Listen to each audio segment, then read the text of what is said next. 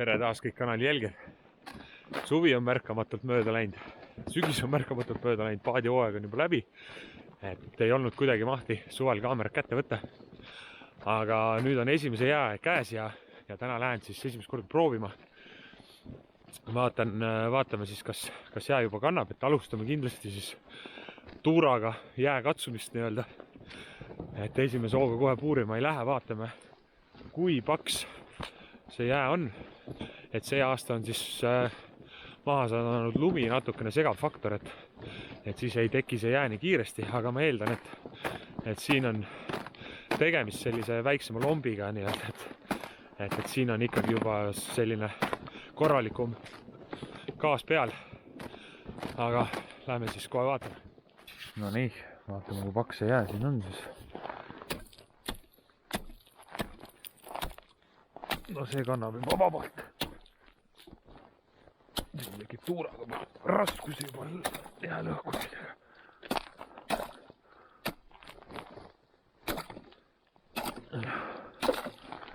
Nii, mõõdame ära, kui paks ta on siis.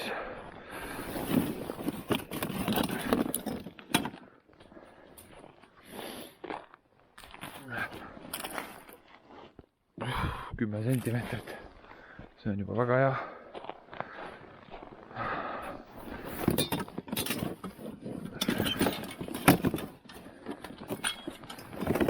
Võtame trelli ja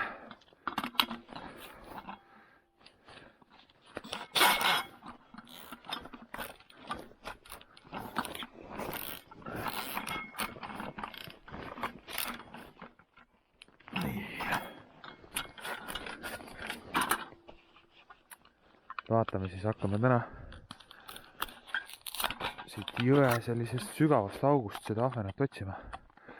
Vaatame, rõhk peaks selline päris hea kõrge olema, et ahven peaks päris hästi sööma. Aga no eks näis, kajalood on ka kaasas ja vaatame, kas leiame siit kellegi ülesse. Puurisin siis selline 10 auku ja polegi muud, paneme loodi tööle ja hakkame vaatama, mis siin all toimub. Et ma poleks uskunud, et need jääolud siin täna nii head on, et igal pool on 10 senti jääd, isegi voolu koha peal. Et see on püügiks mingi sobiliku vahendi. Püüan ma siis siseveekogudel, väikestel jõgedel, järvedel võimalikult kergete vahenditega. Et talivarustus on selles mõttes hea, et ridvad küll võib-olla natukene maksavad, aga rullid on väga odavad, et see salmorull maksab äkki €50. Et ma viskan neid küll talve jooksul 2-3 tükki puruks, aga ta on väga hea kerge ja on väga hea tundlik see kogu see asi käes.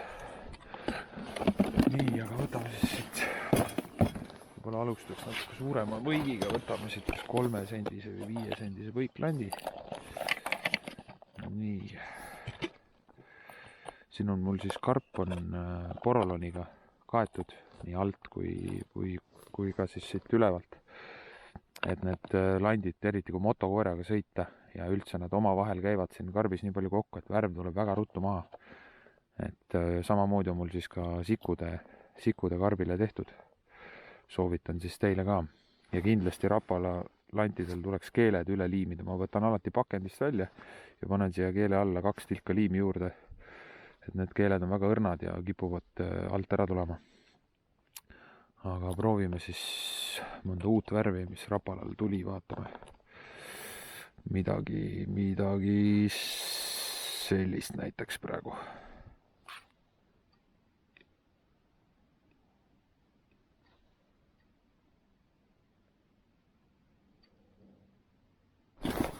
Nii, keegi tõstis alt kolmikut väga tugevalt.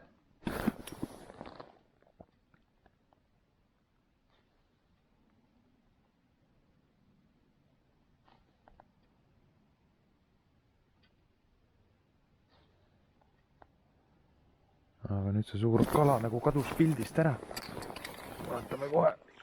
Oba, aga tuleb ilus ahven.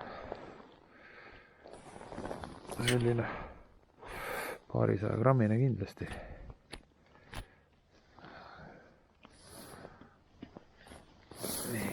tal ilusti siit kurgu ja lõpuse kaare siit tõmbame puruks.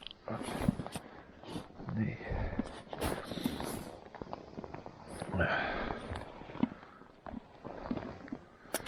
Nii. Paneme sealt natuke siia poole. Muidu jooksed siin otse eetris verest tühjaks.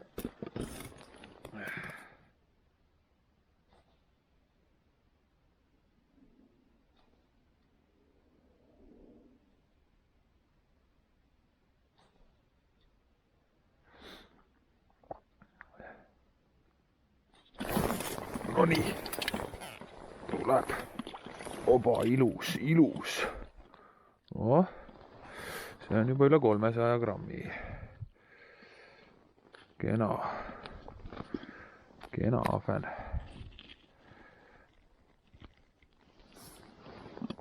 Nii. Ops.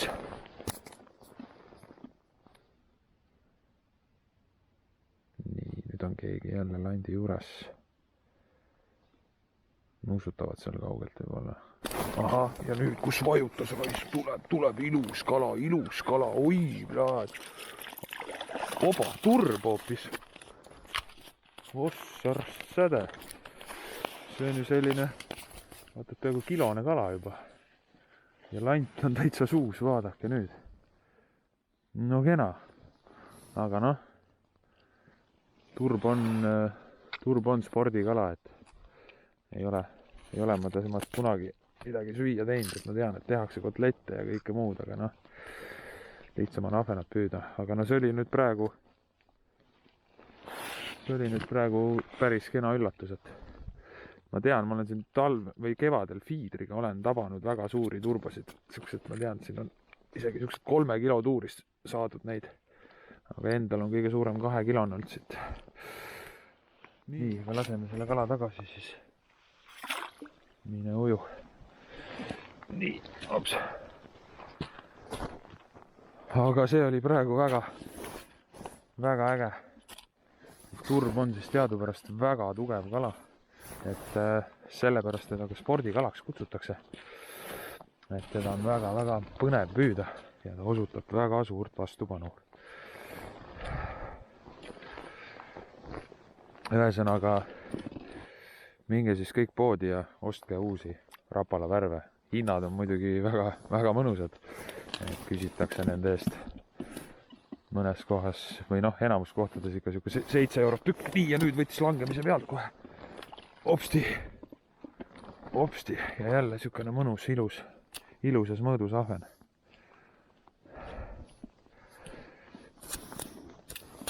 Nii, teeme ta siit. Täna nad ei taha mind kuidagi kurgul üldse ligi lasta.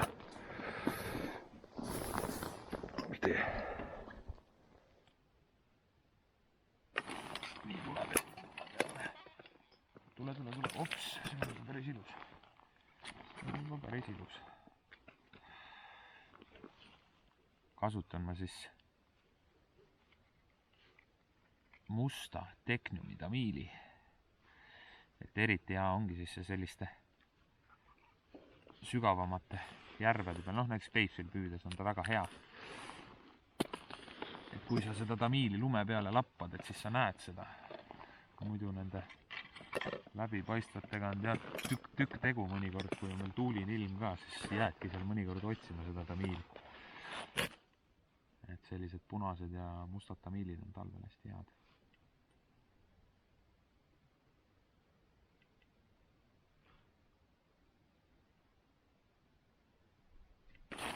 Ops, tuleb jälle. Nii. Tundub, et nüüd hakkab vist see söögiaeg alles kätte jõudma.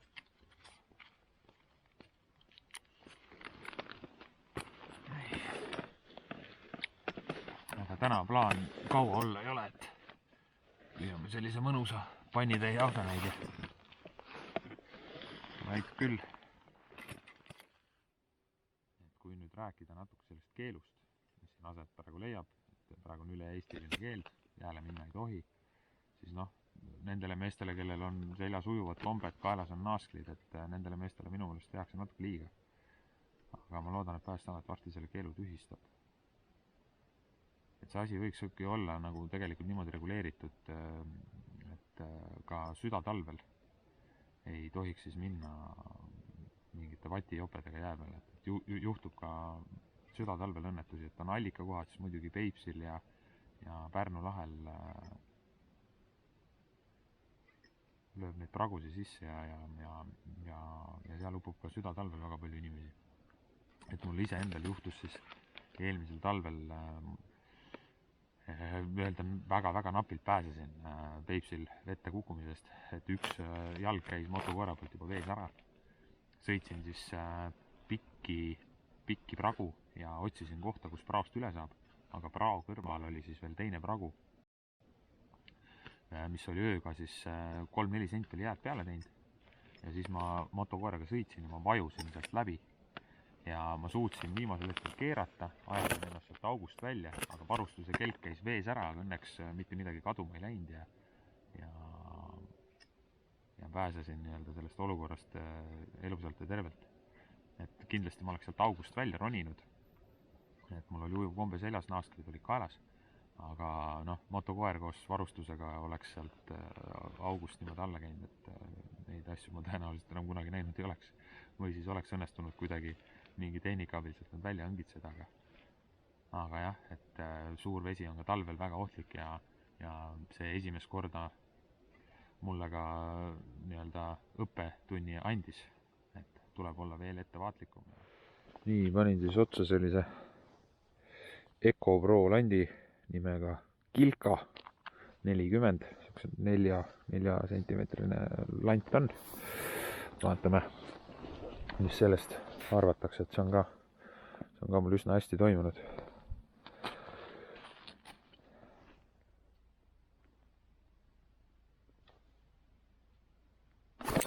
Nii, ja kohe, ossa raks, nüüd on mingi suurem kala. Läks ära, mine kanni. Nojah. Nii palju siis sellest. See kala oli haug ja läks koos landiga. No väga tore. Ühesõnaga seda EcoPro Kilkat, mida ma teile enne näitasin, seda mul enam ei ole. Nii lihtne ongi.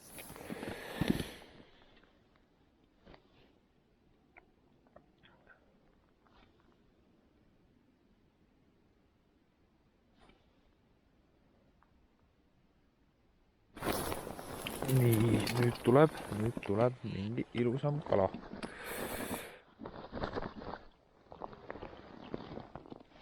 Võtt oli päris tugev, et nagu näha, siis see kett on talt täiesti kurgus.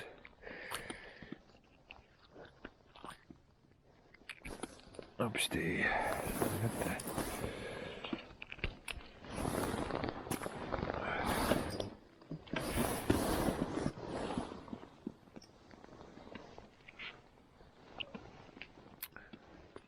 Tuli siis Elamo Stingeriga jätkata, kuna see EcoPro lant läks koos augiga jalutama siis. Aga no ei ole hullu, ma lähen vaatan kohe pärast, kui ma siit ära lähen, et äkki ma kuskilt internetis leian selle landi asemele omale.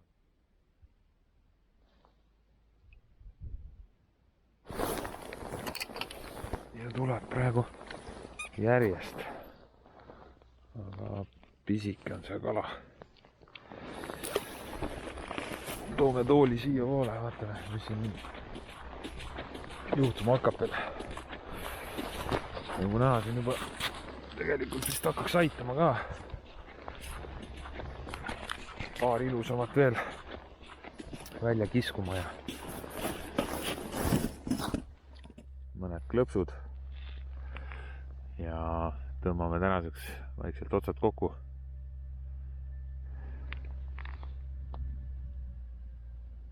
No nii, pildid tehtud. Ja pidage siis meeles, kui lähete esimesele jääle, siis pange kindlasti selga ujuv kombe ja kaela naasklid. Näeme juba järgmises.